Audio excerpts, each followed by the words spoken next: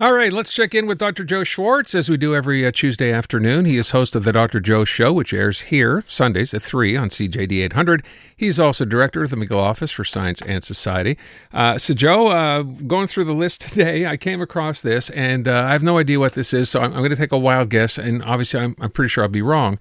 So your first item that we're going to talk about today is something called chlorinated chicken. So I'm going to guess that's what they do with chicken when they're mass processing it as a bath or something. Am I close? That's right. That's right. Okay. And this issue first came up during COVID when Europeans refused to import any chicken that was produced in the U.S. because they said they were bathing them in chlorine and that this was toxic. Well, actually, this was rarely done. Only about 5% of chickens produced in the U.S. were treated in a chlorine bath. Not that really was a problem. I mean, we put chlorine into our drinking water, and that's not a problem. It's a disinfecting agent. But I think that the reason really the Europeans were opposed to this, although they were using the chlorination as just as sort of as an out, is that they think that the Americans don't take sufficient care in producing their chickens, that they're produced in these gigantic chicken houses with inadequate hygiene. And whereas in Europe, they pay more attention to the way that chickens are raised.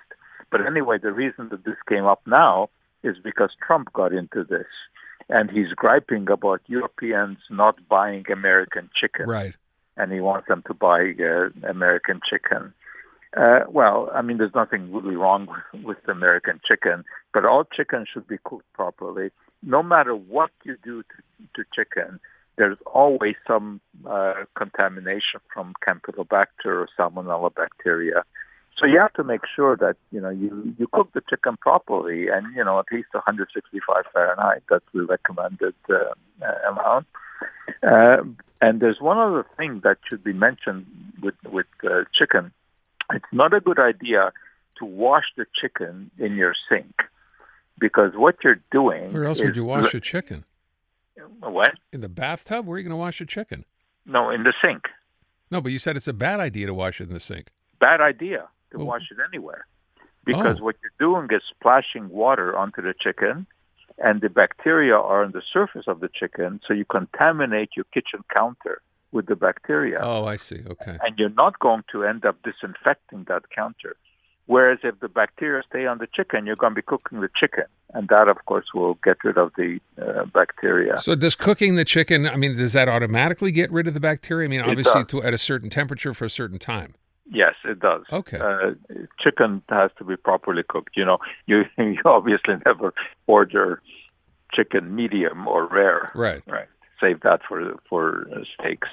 But anyway, this business of worrying about the chlorinated chicken is nonsense because, first of all, that is a technology that is hardly ever used. If there's any bathing of the chicken in industry, it's done basically with hydrogen peroxide and vinegar, which is a very effective way of getting rid of bacteria. But the Europeans are just using this as an excuse not to import cheaper American chicken. And Trump is getting into it. Trump is getting into everything. Yeah, well, that's true. I just came across this thing last night about the shower heads. Did you hear about that? Yeah, that was last week. The executive order for free-flow shower heads, yeah. Yes, but what was really stunning was the explanation that he gave. He said, this literally, at least this was the quote, my beautiful hair needs a strong shower head. Yeah. Look, he talked about it. He talked about shower heads and water flow even before he became president. For whatever reason, he's got to hang up on that. But yeah. Well, he wants to, I guess, make sure that his hair comes out fine. And it's unbelievable that the U.S. president is talking about how to wash. A lot of hair. things are unbelievable out of him, Joe. It's just to be fair. It is true. So wait, I just want to clarify here for people. Everybody's been washing chicken thinking that's a good thing to do. Stop doing that. You're spreading the whatever on the chicken onto your counter, and chances are you're not going ahead and spraying down the counter to get rid of it. So that's a good piece of advice off the top. You got it. Okay. Yeah. Not I ever do it, but it's good advice.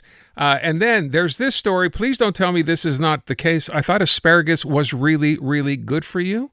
It is. Oh, it is. Okay. I'm just getting, a bit tired of articles coming out every day about specific foods being good for us and others being bad for us. Whereas what we really need to be concentrating on is the overall diet. Because when an article like this comes out, and this one I noticed in the New York Times, all of a sudden, it becomes the latest nutritional miracle. And people think that this is really what they now have to force into their diet. Now, certainly asparagus is indeed a good vegetable. There are indeed very few poor vegetables. It's a good vegetable because it contains a lot of fiber. It contains a particular kind of fiber called inulin, and this is very good food for bacteria in the colon. Fiber, by definition, is a component of food that we can't absorb. We can't digest it. So it goes through the stomach, goes through the small intestine into the colon, where there are a lot of bacteria that look on that as a delicious morsel. And when they metabolize the fiber, they crank out a number of compounds that are very healthy in terms of the endothelium of the gut, that is the lining of the gut. It makes it healthier. It prevents substances from toxic substances from entering the bloodstream. So yes, asparagus is great. But then, they go on and talk about the fact that it contains two antioxidants, lutein and zeaxanthin, which support eye health and may reduce macular degeneration. Well, this is really overstatement. Okay. Because the amount of these nutrients that are there do not have a significant impact on, your overall diet.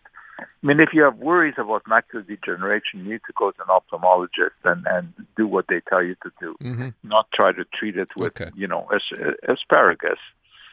It's not a miracle anything, just like every other thing we're told is. Exactly. Yeah. They do make an interesting point in this New York Times article about asparagus, though, and something that people, I'm sure, think about is the smell in the urine, right? Which, interestingly enough, is genetically determined. Not everyone produces the scent of asparagus in the urine, and furthermore, not everyone smells it. And it's interesting that both of these are genetically controlled. That is, there are some people who, when they eat asparagus, produce the scent in their urine, but cannot smell it. Then there are those who can smell it, but don't produce it.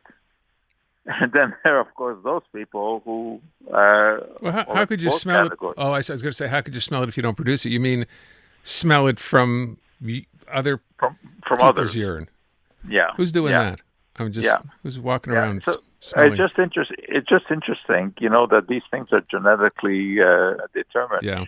But if you are a producer, it will show up very, very quickly in your urine. It doesn't take a very long time. Yeah. The other things you'll learn on this show. Okay. The other nutrient in asparagus is vitamin K, which of course is important in the clotting system of the body. When you get a cut, that clot forms, and vitamin K is noted for that. So no, I'm certainly not against asparagus. I like asparagus. But I just don't like that virtually every day we see some new article come out purporting that this or that food is the miracle that is going to guarantee us overall health and, maintain our eyesight and everything else. Okay. There's one last question about asparagus, and that is, do you pick it up with your fingers and eat it, or do you use a fork and knife? Frankly, Joe, I think it's okay both ways. I don't think we have to spend a lot of time on that.